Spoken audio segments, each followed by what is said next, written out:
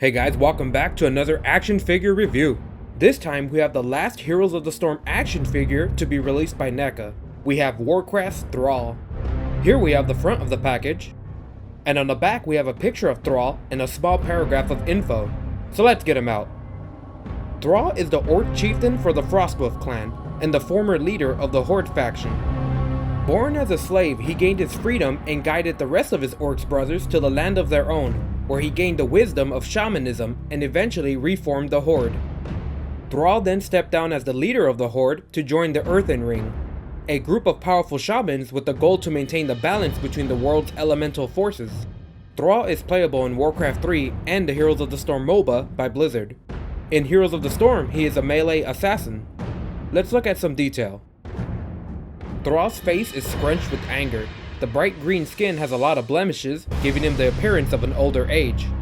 His tusks stick out of his mouth, leaving a small open gap, and his hair is braided along both sides of his head. On the side of his head we can see his pointed orc ears, along with his hair tied back into a ponytail with blue wrappings. We can see more of those blue wrappings on his braids. On the chest we have a unique style of orcish armor. The bronze plate is heavily scratched all over, and we can see more detail in the hair that's braided. The shoulders have two massive pieces of armor plated over each other. On the top plate we have huge spikes attached to them. The entire piece is very worn out with a black scratch and grime effect. On his back we have a large piece of leather that has a bumpy texture and small rivets on the side. Thrall has massive arms. We can see more of that damaged green skin along with details like muscle tone and even a scar. Thrall's gauntlet is big and bulky. It's very weathered just like the rest of his armor. He has a big horde symbol in the center of it. The leathery gloves have a lot of detail. The fur wraps around the end and the belt is locked into place by the bronze buckle. The leather having wrinkles and cracks here is a nice touch. Thrall's huge belt has more of that weathered paint on the belt buckle, along with cracks and dents in the detail. We have another horde symbol in the center.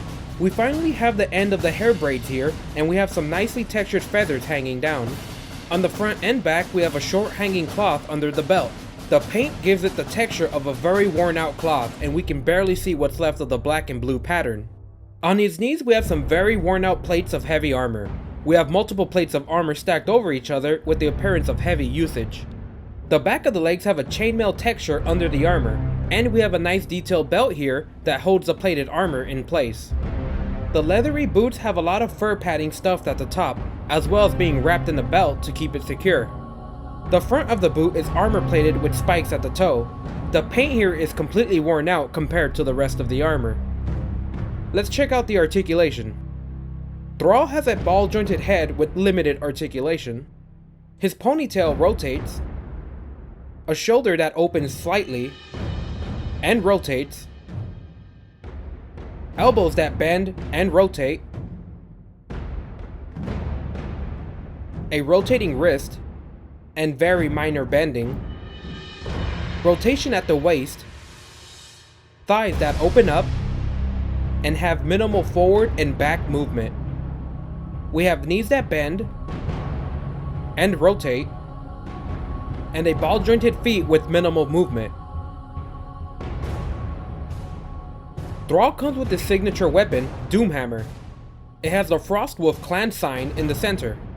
The hammer has a removable handle to install into the figure, and pops back into place with little force.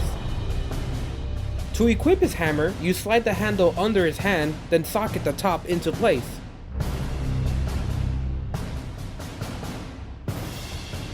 Thrall is a big, bulky figure, and big, bulky figures can be a hit or miss.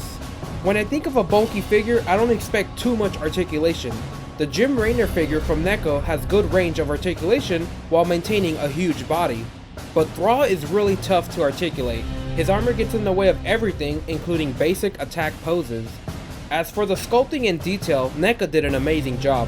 The weathering detail was everywhere, making this figure look gritty, worn out, and the feeling of many years in combat. There are so many details packed into the sculpting, from tiny rivets in the armor to the wrinkles in the leather.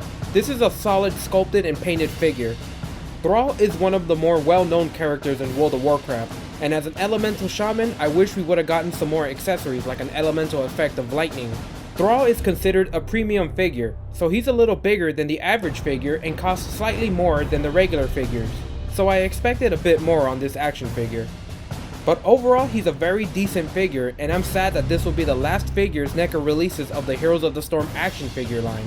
I think NECA really hit it off with these figures, and some of them being the best work I've ever seen come out of NECA. He's out in stores now, and this will be your last chance to get him, so if you're okay with the minor articulation, a fan of Warcraft, or just like Orc Warriors, check him out. That'll do it for me guys, and I hope you enjoyed my reviews of the Heroes of the Storm action figure line. More content coming up soon, and you know where to find it. Thanks for watching.